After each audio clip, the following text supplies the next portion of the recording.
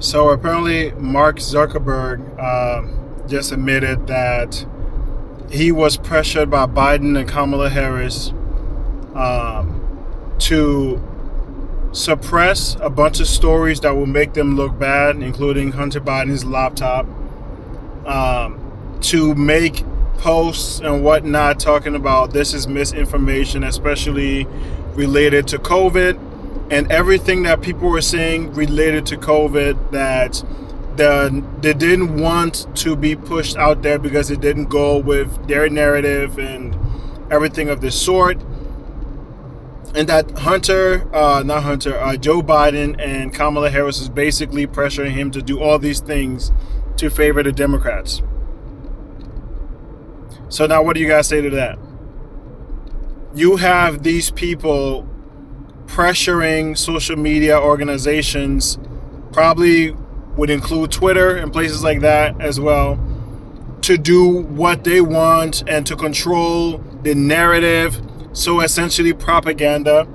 And you know what's crazy? Like I talked to someone from China that recently came here, and they were telling me that they believe that America's propaganda system is like worse than China's, because the media just creates false stories and people run with it. Like every time you talk to anyone about anything related to Donald Trump, they always say, oh, well, I saw, he said this and he said that. Not the first question I ask them is, where did you see it and did you watch it in its full context? And they're like, oh no, I just saw a clip. Anyone can take any clip and make it seem bad. Anyone can look racist. Anyone can look like a horrible person if you clip them up. But you didn't even have the decency to even look into everything, look at the full context of exactly what it's saying.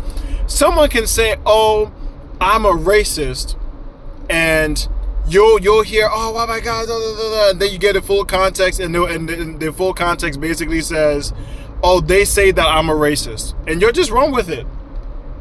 Like, context matters, man. In every situation, context matters. Anyone can say anything. It matters the context of what they're saying.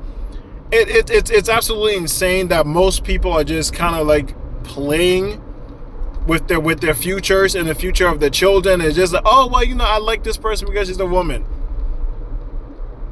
This is the future of your children, people.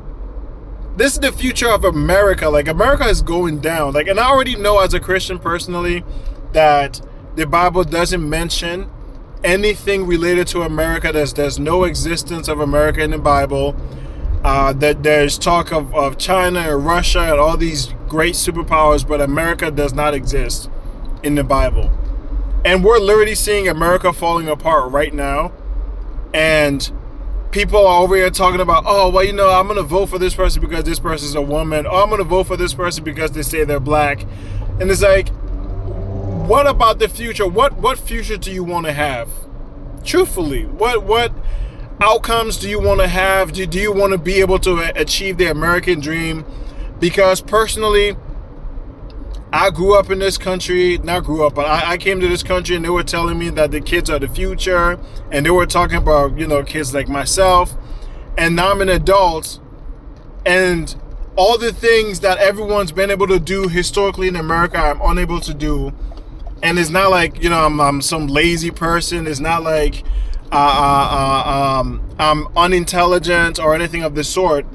I just don't have the ability to do it because these old farts that continue to hog all of the power, and then they come out and tell you should fear this rich person that worked really, really hard to get to the riches, and you should absolutely listen to me even though I've been in political office all of my life. I've never had a real job. I've never earned anything. I've just taken your taxpayer money, and that's been my income. And y'all want to listen to these people tell you how you can and can't live your life? It used to be when you're an older person, you try to make way and prepare a future for the younger generations. These people just continue to look out for themselves. That's it. That's why they continue to get rich in public office. It's absolutely insane. But they'll say, oh, well, the Republicans are doing this and they're doing that, and they're for the corporations and blah, blah, blah. And then you hear things like companies like BlackRock are like talking about we need to enforce habits. We need to teach people how to have habits. These rich people are gathering together in offices and they're telling you what to think and how to think. And you think that these people are going to be in favor of you over those people over there. It's absolutely asinine. It's absolutely insane. I think people need to come together. I think people need to understand that these people are just a bunch of liars. They're like their father, the devil. They just came to kill, steal, kill, and destroy. And that's all that's happening. The Bible says, by their fruits you shall know them. What that means is, if I tell you I love you, but everything I do hurts you and harms you, that lets you know that I don't love you. If they say they're for the poor and the middle class, and the middle class and the poor keeps getting poorer, that tells you they're not for the middle class. Okay? So look at the outcomes. Look at what's going on. Look at the fact that crime continues to go up, and they'll say stuff like, and this is something I listened to recently. Oh, crime isn't actually going up, it's going down. What they don't tell you, and this is something that you, if you really look into it, you'll find out, is they don't consider something a crime if the police don't respond to it. Well, guess what? In a lot of these cities, the police are understaffed, therefore they cannot respond to all of the crimes.